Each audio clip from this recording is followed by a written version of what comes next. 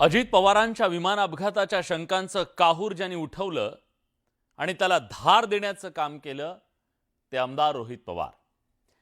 रोहित पवार यांनी दोन मोठ्या पत्रकार परिषदा घेतल्या, अनेक धक्कादायक खुलासे केले आणि या पत्रकार परिषदांच्या मधून सर्वसामान्यांना थक्क करणारी माहिती समोर आणली.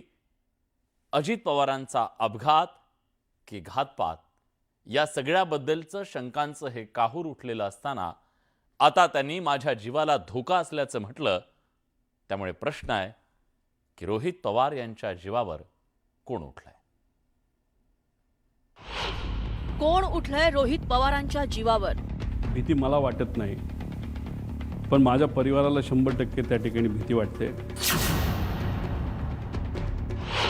रोहित पवारांच्या जीवाला कुणामुळे धोका? जर कुणी असेल कारण ही घटना घडवायला फार मोठे लोक त्याच्या मागे असू शकतात, नाही तर लागतील. आणि मग या लोकांना तू अंगावर घेत असतील तर आम्हाला तुझी काळजी वाटते. रोहितला सुरक्षा पुरवावी, सुप्रिया सुळेंची मागणी. मला रोहितची काळजीच वाटते, कारण का रोहित अनेक मुद्दे मांडतोय.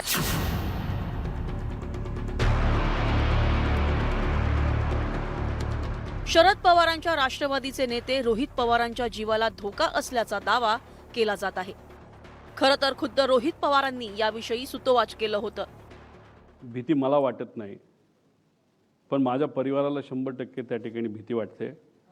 एवढ्या मोठ्या लोकांना जर तू अंगावर घेत असेल, त्याच्याचबरोबर एवढी मोठी लोक जर कुणी असेल कारण ही घटना घडवायला फार मोठे लोक त्याच्या मागे असू शकतात, नाही तर लागतील. आणि मग या लोकांना तू अंगावर घेत असतील तर आम्हाला तुझी काळजी वाटते. हे माझ्या पत्नीली सुद्धा मला बोलून दाखवलं आहे, माझ्या मुलांनी मला बोलून दाखवलं आहे, माझ्या आईवडिलांनी आणि माझ्या सासऱ्यांनी आणि सगळ्या जवळच्या लोकांनी ते बोलून दाखवलेलं आहे. पण आपण नाही लढणार तर कोण लढणार? आता खासदार सुप्रिया सुळेंनीही त्याला दुजोरा दिला आहे. मला असं वाटतं, मी महाराष्ट्र सरकारला विनंती करीन की आपण सगळ्यांनी ज्या पद्धतीने रोहित लढतोय त्याच्यामुळे रोहितला ही सिक्युरिटी द्यावी. त्याची सिक्युरिटी माननीय मुख्यमंत्र्यांनी रिव्ह्यू करावी.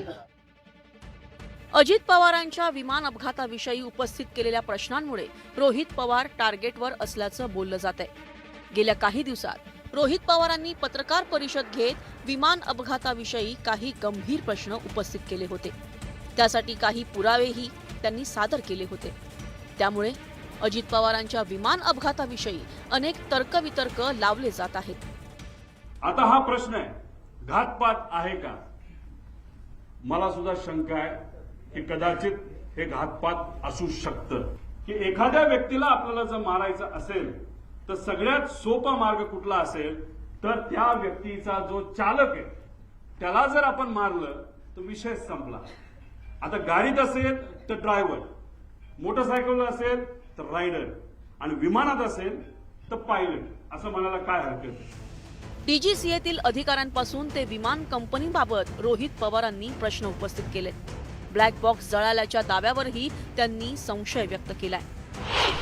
भाजपशी संबंधित कुटुंब आणि VSR कंपनीचे मालक रोहित सिंग यांचे संबंधही रोहित पवारांनी अधोरेखित केले.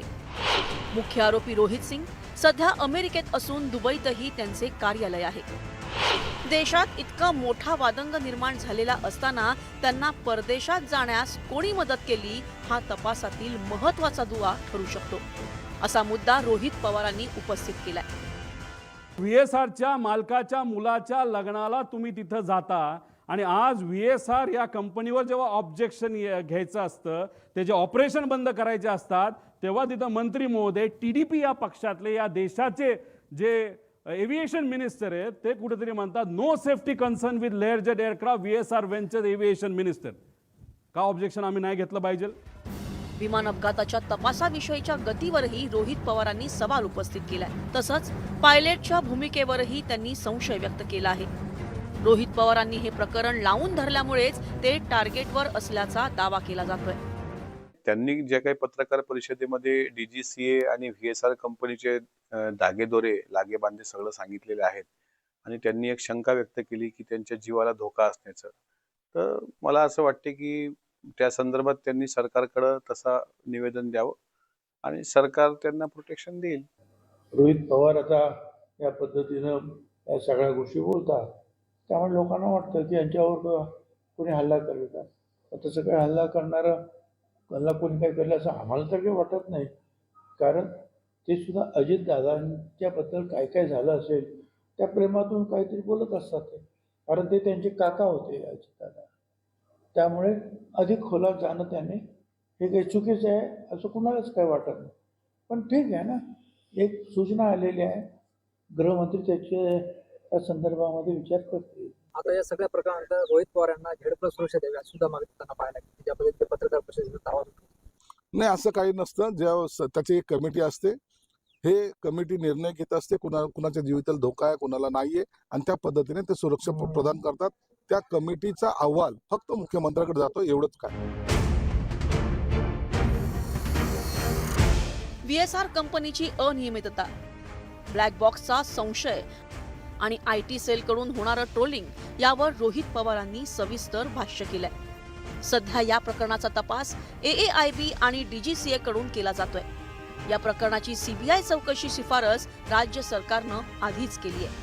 मात्र आता रोहित पवारांच्या सुरक्षेचा मुद्दा पुढे आल्यानं या प्रकरणाला राजकीय वळण लागण्याची शक्यता नाकारता येत नाही. Bureau report, news 18 Marathi.